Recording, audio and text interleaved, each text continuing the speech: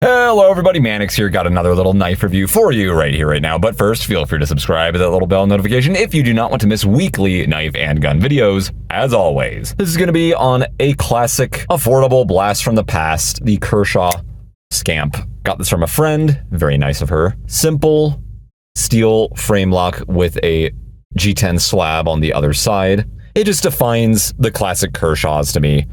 Nothing terribly special, but you know what? They're decent knives, they're affordable, blue collar, they work, they got good heat treatments, good lockups, they're smooth, fast, no obvious issues really. They're very, very good working blades for the money, and they've always been on the affordable side. So let's get some specs on this guy out of the way, as we always do on this channel. Blade length of 3.375 inches, the handle length is 4.625 inches. Overall length coming in at 8 inches on the nose, weighs 4.5 ounces. According to the website, I pulled these specs from 8CR13 MOV blade steel, G10, handle scale, stainless steel frame lock, retailed at $34.95. In the aftermarket, you were able to get these for about 20 bucks, but now they're discontinued. So these are gonna slowly kind of climb up in price a little bit over the years. These might reach, I don't know, 50 or 60 at some point down the line, but even then, they're not all that collectible either. Discontinued Kershaws kind of slowly, gradually become mildly collectible over the years. They increase in price a little bit, but I would not call this a collector's knife or anything, unless you have a budget or Kershaw-specific collection. Then, of course, you got to get this one too, right? Tip down and up carry. Not swappable to the left side. As you can see, the way it will carry tip up, there's going to be a lot more poking out of the pocket right there. Like a lot more, but if you want more to grip onto, that's an excuse to do that, I suppose. But tip down, the way it comes in, there's considerably less to grip onto. It's a little bit more covert, but none of us really carry tip down these days. I don't know anybody specifically who does. If you're the 1 in 10,000 people that does actually prefer the tip down, well, you're in luck. This one's got that option right there, and it's already like that out of the factory. Unfortunately, mine, since I got this used, I believe, the heads are all stripped. So unless I do some little DIY jury rig stuff, I'm not going to be able to move that pocket clip to tip up. However, you can do a really Bush League mod by simply just taking a hacksaw and literally sawing through the heads of these screws because they're so exposed and bulging out right there. You have a lot of area to work with, if you're careful at least. I mean, it's not a super expensive collectible knife or anything, so you don't have to worry too much about that, but literally just saw through those suckers and make them flathead compatible. I've done that with a Spyderco Persistence many, many, many years ago as a dumb little kid, but as a dumb adult, I think I'll also just go ahead and do that later. I may make a video on it. Dual thumb studs, they're very small, very teeny tiny little thumb studs. These would not fly in 2025, I don't think. I haven't seen anything quite like this in a long time. Most thumb studs are very, very standardized these days. Like the meta has kind of defined what thumb studs we're looking for. These are tiny, but you know what? They work well. They tend to grip and pinch inside of your thumb fat very well, but a lot of people may find them uncomfortable. It's very smooth. It's actually one of the smoothest folders I own, despite not being on ball bearings. It feels like glass. I'm actually surprised. I don't know why this knife is so smooth. Most knives, also with whatever washers are in here, these just look like nylon. Nylon washers, not even bronze or anything fancy, just straight up nylon washers. And in my experience, they're smooth. Smooth as glass. Doesn't deploy quite as quickly or loosely as like a ball bearing folder would, but man, it is smooth. I love opening and closing this knife. It's fun to fondle. Listen to that detent. Oh! One more time. It's just such a nice, solid detent. It will not shake out. You can open it conventionally or quickly, just like that. No need for assisted torsion bars in there. Another thing I don't like about a lot of Kershaws, they're assisted a lot of the time, and that's not usually my bag. Most people don't like those. They have their place. It's just, I've had bad experiences with the torsion bars inside of them cracking in half and stuff like that on some cheap Kershaws back in the day, but this one doesn't have that issue. It's nice and manual, so I'll take it. It's a pleasure to open and close this guy. It's slim as hell. Very, very slim, won't take up very much space in your pocket. Pocket clip is perfectly fine. I mean, it is squared off. These edges may scratch your card and stuff around there, so just be mindful of that, but I don't mind the way it looks. It's totally functional. Perfect tension, no issues carrying this guy whatsoever, even in tip down. Glides in and out of the pocket super easily. Tip down, I can't do tip up right now, unfortunately, because the screws are stripped, but there you go. That's about how it's going to hold. Extracts out beautifully, deploys beautifully, it's smooth. Lockup is okay, it's not great. In fact, you can actually see if you look really closely, that lock bar on the frame lock is moving a little bit.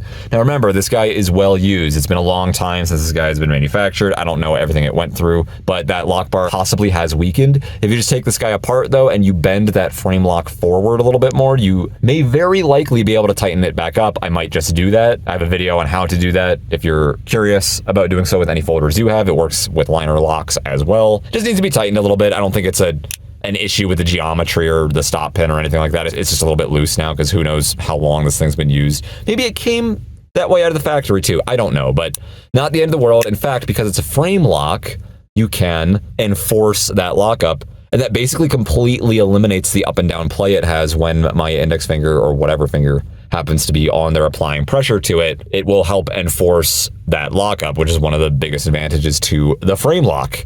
Your own grip, how many pounds of pressure you're applying onto that with your own hand, that's what's going to help it. So that eliminates the blade play, so it's really not a big deal at all. No lock bar stabilizer in there. However, the pocket clip does land on the area where the lock bar moves in and out of, so it somewhat has a lock bar stabilizer if you want to count the pocket clip that way. It just applies a little bit more pressure onto it. I can't easily overextend this because, again, that pocket clip is helping and force it back down in there, so not a big deal either. Little probably FRN backspacer right there. I always like that. Very elegant. I like the bead blasted gray and black Kershaw look. I do like that. I believe this is a black wash finish. I happen to really like that finish as well. Very elegant spear point style blade. Some may call it a drop point. You do you. I'm going to call it a spear point. Good for slicing. Very good for piercing. Decent enough tip strength. It's a good all-around EDC blade. And yes, of course, the 8CR13 MOV. Hopefully you know the deal with that by now. It's soft, takes a razor sharp edge. Kershaw does a very good job heat treating and sharpening their blades, but it won't hold it forever. But that's okay. If you learn how to strop and or sharpen your blades, that should not be an issue because it's very easy to touch 8CR13 MOV up. So nothing wrong with that, especially for when these went for like 20 bucks. Absolutely nothing wrong with it at all. Medium to light traction on the G10 right here. I somewhat like this design. They have going little like lines. It's somewhat like futuristic kind of sci-fi looking, sort of. It's kind of cool, whatever, not a big deal. It's not beautiful or anything, it's just kind of cool. And let's weigh this sucker again. So our official website was saying 4.5 ounces. Sounds about right. Let's see. Maybe. Let's see what our scale is to say. 4.34, oh, we're a little bit lighter. Okay, not too bad. We can just say like around 4.4. It's going to be about our average. 4.5, something like that. Fast deployment, smooth, decent lockup, decent blade steel. I like the way it looks. I don't love it. It's very elegant and organic kind of looking. I like how the handle somewhat mimics the shape of the blade. It's almost like a spear point handle, but we do have some curvature and cutouts going in there to help accommodate the human hand and your grip. It's perfectly comfortable. Usually I'm a fan of the thicker knives that are more hand-filling, but you know what? You can get a good pinch grip on this guy.